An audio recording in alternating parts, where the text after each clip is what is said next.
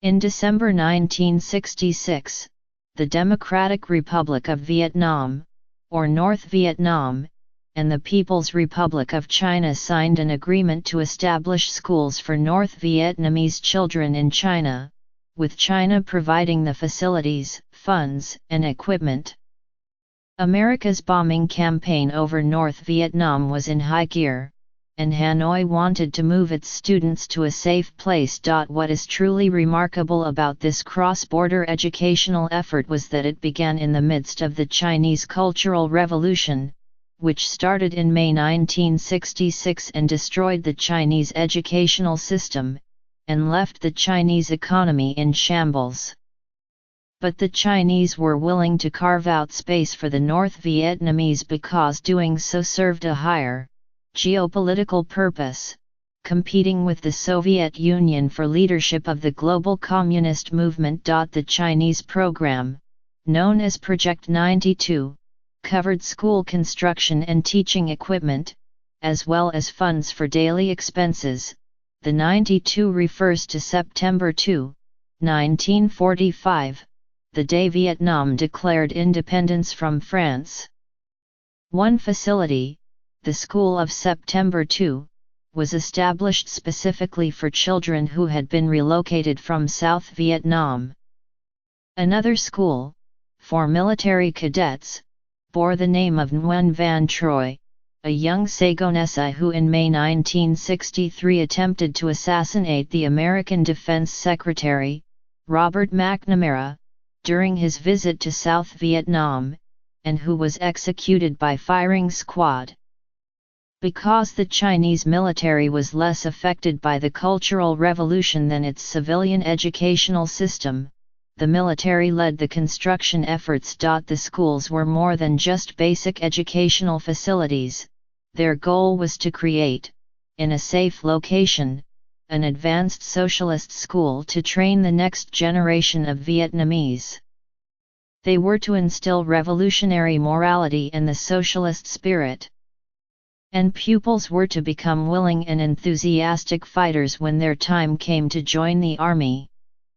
Teachers had to teach the 5 precepts of Uncle Ho, and they had to inculcate the North Vietnamese agenda, to make sure the children understood that it was because of the American enemy that their country was divided into two, that their families were broken and that their homeland was being destroyed. In short, the objective was for the children to be eager for the government to call them up to fight the Americans. In December 1967, 3 schools were united into the Vietnamese Southern School District, and the new system was effectively inaugurated.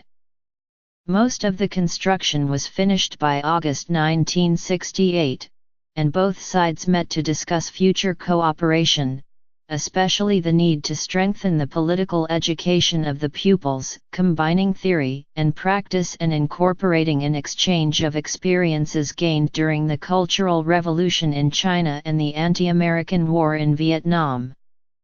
It was also decided that when the Vietnamese returned, they could take with them all the teaching equipment as well as weapons. No weapons were mentioned in the previous agreements. The system included 7 schools with more than 2,000 pupils, cadres, and teachers. Many of the pupils were children of cadres and party members killed during the wars against the French and the Americans. Pupils were brought from different areas of Vietnam, from the south as well as from the north. They reportedly represented around 30 nationalities, although the nationalities were not specified. They arrived at different times, they had different levels of education and they were different ages. The program had its shortcomings, though. The schools were concentrated on a limited piece of land, less than a square kilometer, that lacked sufficient classroom space, as well as sufficient space for housing, outside activities, production, or social activities. Moreover, despite their political pedigrees, the students came with a frustratingly broad range of political convictions. One group followed the Hanoi Line. This group was in the care of the party and of Uncle, and that's why they had hatred toward the Americans and their lackeys, in other words, South Vietnamese anti-communists who sell the country. Pupils in this group were connected to socialism, felt absolute trust in Uncle Ho, and in the Workers' Party of Vietnam. On the other side of the spectrum, there were pupils who had experienced, in one report, the putrid American influence and who lacked discipline, a sense of national identity and love for the nation. In addition to these difficulties, there was a shortage of teachers, and those who were there, according to an assessment by the North Vietnamese Ministry of Education, had very low educational levels. Many teachers wanted to return home. Many of them did not have revolutionary morale and thus made serious mistakes, such as illicit liaisons among male and female cadres and violations of the principles of socialist education, like hitting or harshly disciplining students. Administrators were a problem, too. Many of them were still under the old conventions and backward concepts, according to one analysis, that superseded revolutionary notions of friendship, love, and service. Their bad attitudes, according to the Ministry of Education, prevailed over their commitments to the party and its youth organizations. Material problems aggravated ideological difficulties. Living quarters were overcrowded and did not meet hygienic requirements. Classrooms were not sufficiently equipped. Sometimes children of very different ages had to study together. Teaching materials arrived slowly. China had three main considerations in hosting an extension of the Vietnamese educational system. First was solidarity with a protégé.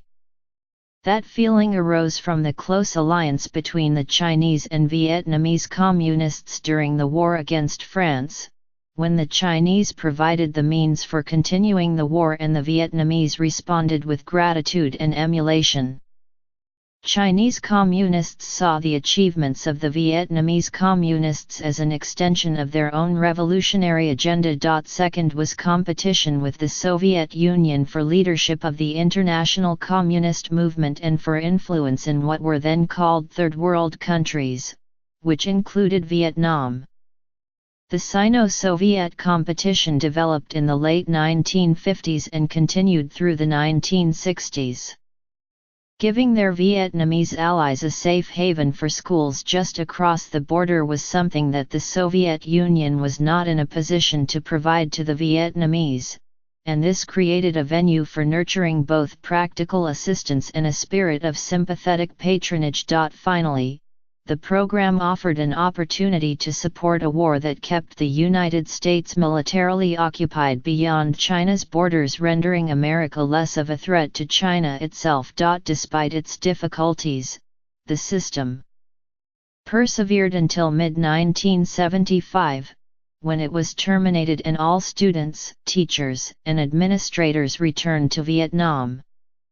By 1975, North Vietnam was on the verge of conquering the South, and the need for educational facilities that were out of harm's way was lessening. But Sino-Vietnamese relations were souring as well. Hanoi's final push toward Saigon was fueled by Soviet assistance, and the consolidation of communist rule across Vietnam turned an ally of China into a threat. While it is possible that when Vietnam and China went to war in 1978 there were some Vietnamese soldiers who had once studied on Chinese soil, there are nevertheless many who continue to cherish their study years in China.